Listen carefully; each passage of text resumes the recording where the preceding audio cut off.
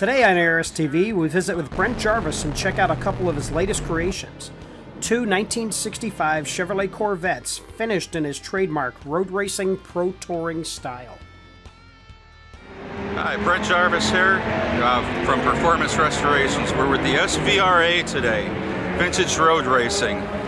Today there's a wide variety of cars, many different classes and types. And the cars here have to be run the way they were back in the day. The equipment, the engines, the suspension, the tires, everything is from yesterday. No new technology like you see on the streets today with the custom cars. That means this 65 Corvette, A production, is driving around the track with stock control arms, stock brakes, and a 427 as it came from the factory.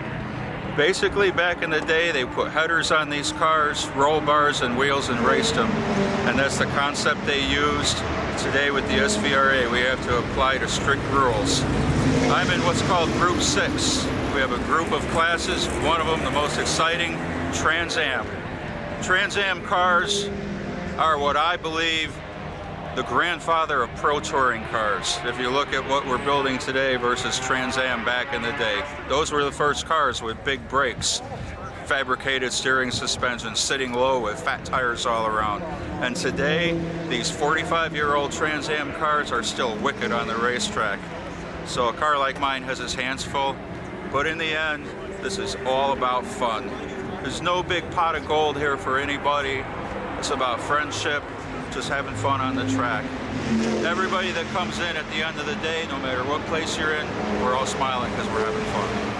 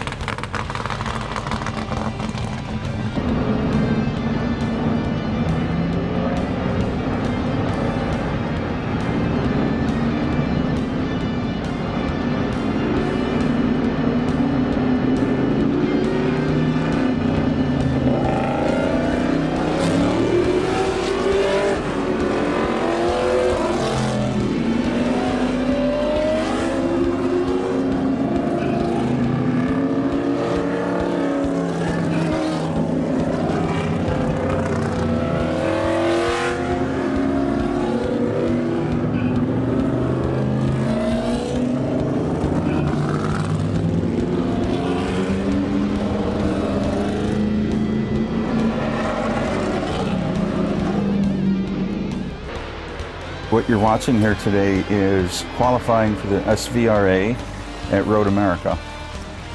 With the SVRA that day, qualifying, what you're watching is a little bit different than racing. You see all the cars are really spread out.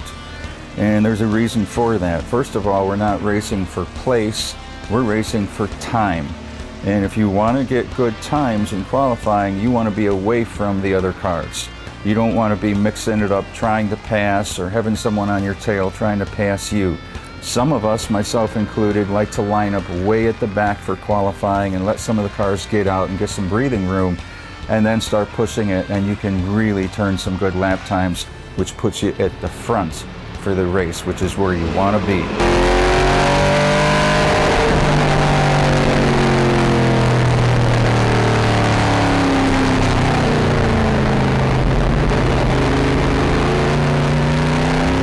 Road America is the oldest operating track in the United States. It's also one of the fastest and most dangerous. It's got 14 turns and 3 long straightaways. Speeds for these vintage cars that you're watching today can reach in excess of 165 miles an hour on the front straight. And then they need to get it stopped with pretty much stock brakes getting around the first corner. And sometimes that leads to very exciting racing for the fans.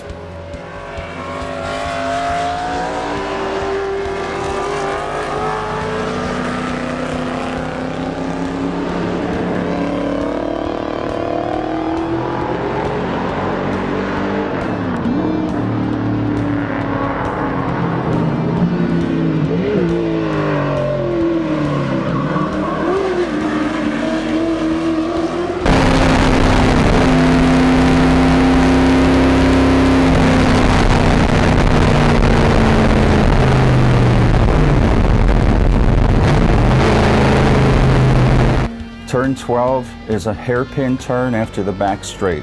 People enter that turn at about 145, and it's a hard right-hand turn. If you miss it, there's a big rock wall that you can hit, which doesn't do any good for the fenders on your car.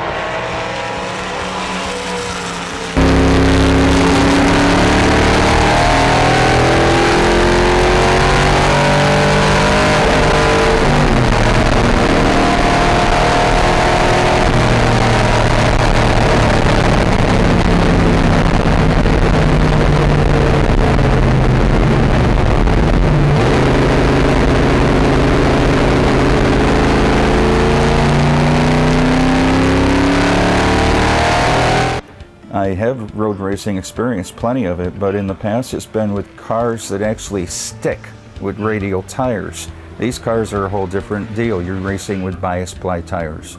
And I had to learn. How to drift the car and keep the RPMs up and keep it sideways, and then you actually turn faster lap times, which goes against what we learned with cars that stick. Those cars, if you get them too sideways, you're off the track and you're done for the day. So at the end of the season, we were doing really well. We won a race at Autobahn, and by the fourth race of the year, I was running in the top 5 at every single event, every single race, which was really fun.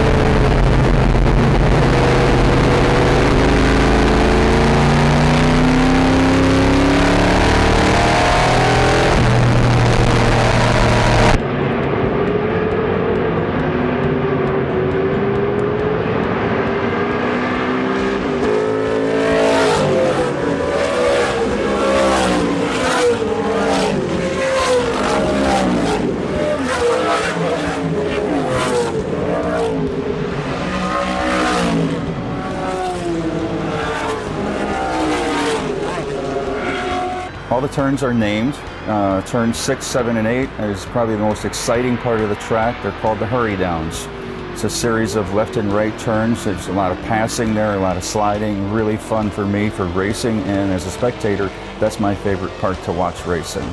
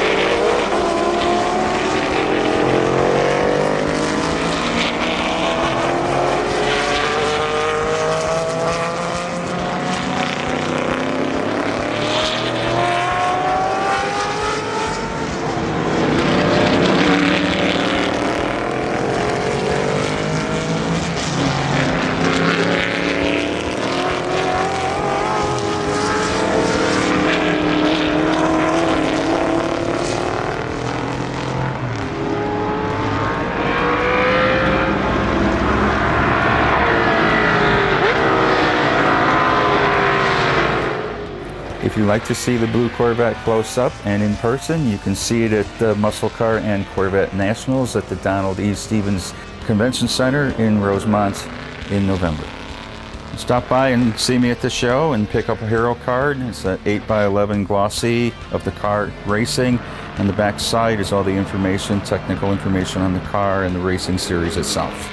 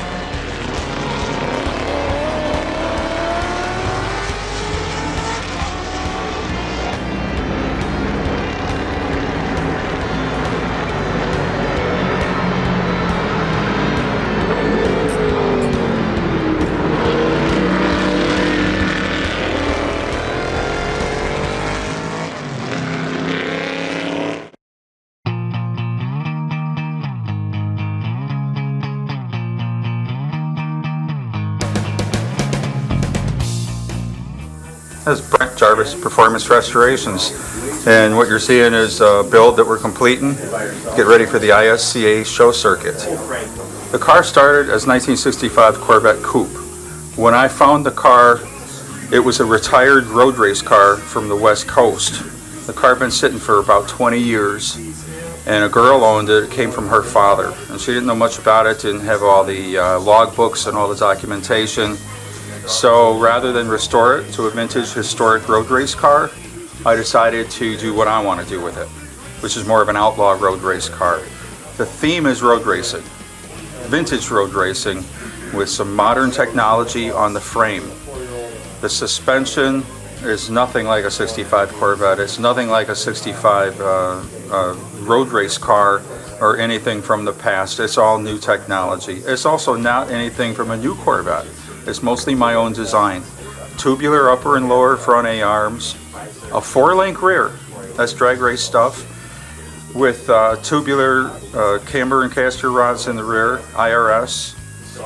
Everything's been engineered for the best possible roll centers, the best possible negative camber gain, good anti-dive brake characteristics. All that's been engineered. There's a lot of time spent on the drawing board before I made the components. Now the main frame is the Corvette frame, but it's modified. The rails are modified, but that's all that's left are the main rails.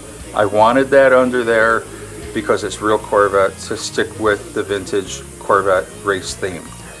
Everything else is hand fabricated. Some of it's by the book. They have specific rules for the roll bars, the thickness of the tubes, where you have to put them. 90% of it's my own design. Where I wanted the stuff for structure, for strength, to keep the thing from twisting and bending and cracking the fragile fiberglass body.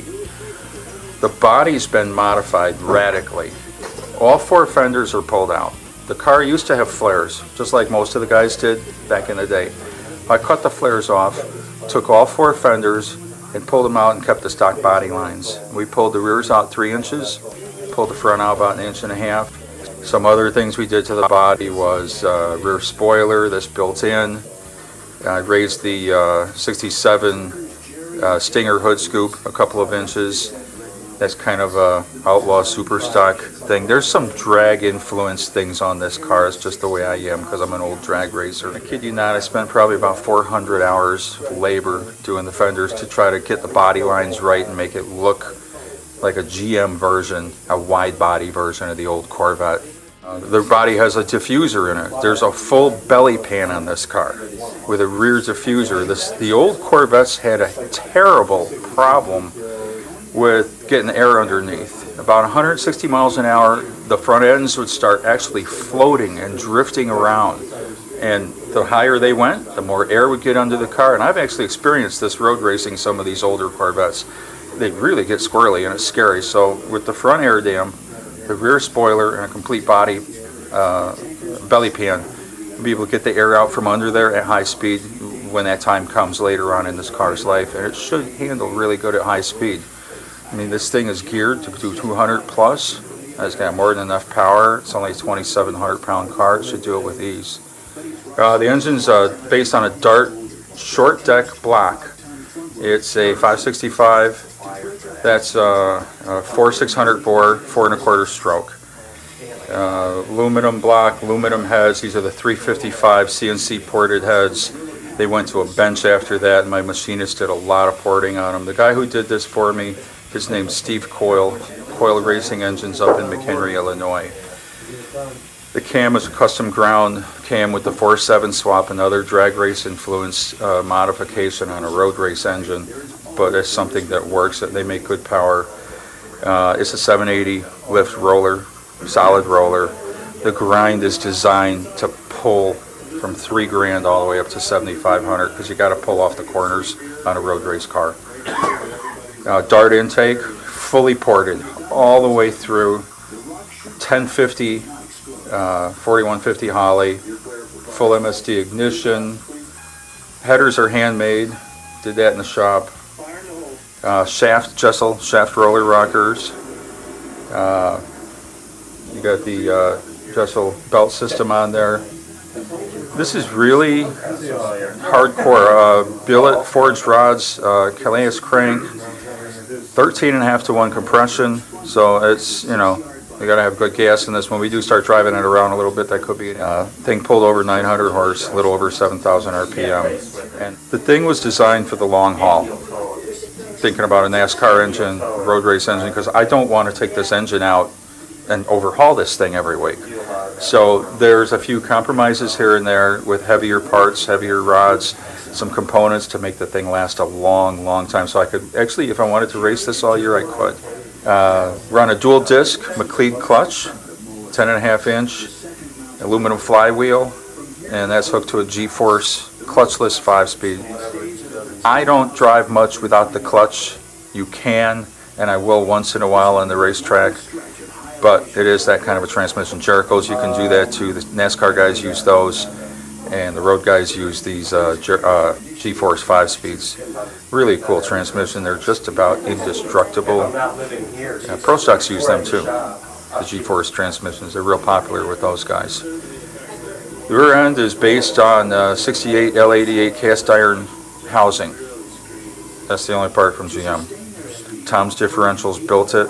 The cooling system is important because I'm going to drive this thing, and we all know how big blocks are. They overheat.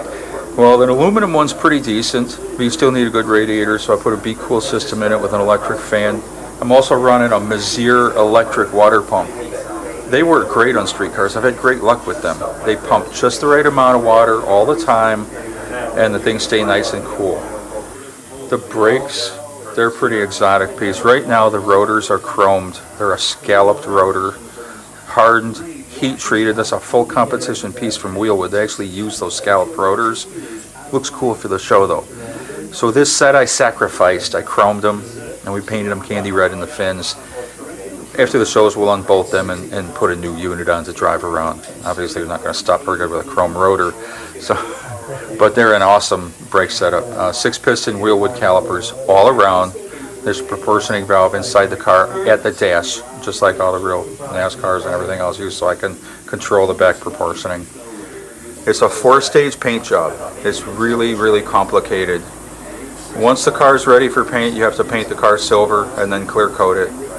Sand it down again. You put the metal flake on and clear coat it again. Sand it down again. And at that point I laid out the stripe scheme. On this car, the stripe slices through the car. It Christmas wraps it. The floor pans are striped, the console, the dash, everything. So then the candy red goes on, and a few coats of clear, and you stop again and sand the car down again. You pull all the tape off, and clear and clear and clear. There was 2 days of clearing, so that the thing could be sanded smooth and you can't feel the stripes. And now we're putting it together, getting ready to go to Detroit for the first ISCA show. Actually, it's the first one for me in about 4 years. I've been absent from the circuit. I've been playing on the street with you and the rest of my friends. And I just thought it'd be a nice thing to do, go back to the circuit with a show car and show what we can do over at our company and see what happens, you know.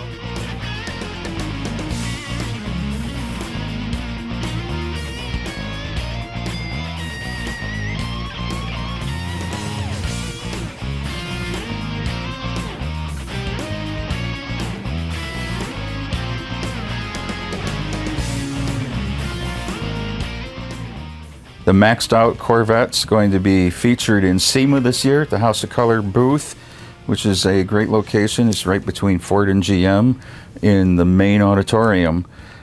The day after SEMA, it'll be competing for the first time on a track at Optima's Ultimate Streetcar Invitational. We're fortunate enough to be one of the 45 cars selected to compete in that event.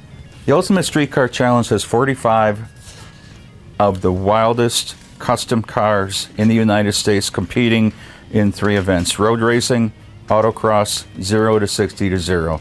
And it's going to be a really fun time. For me, it's the first time on the track with my red car, so it's going to be pretty interesting, but we're going to go have a lot of fun.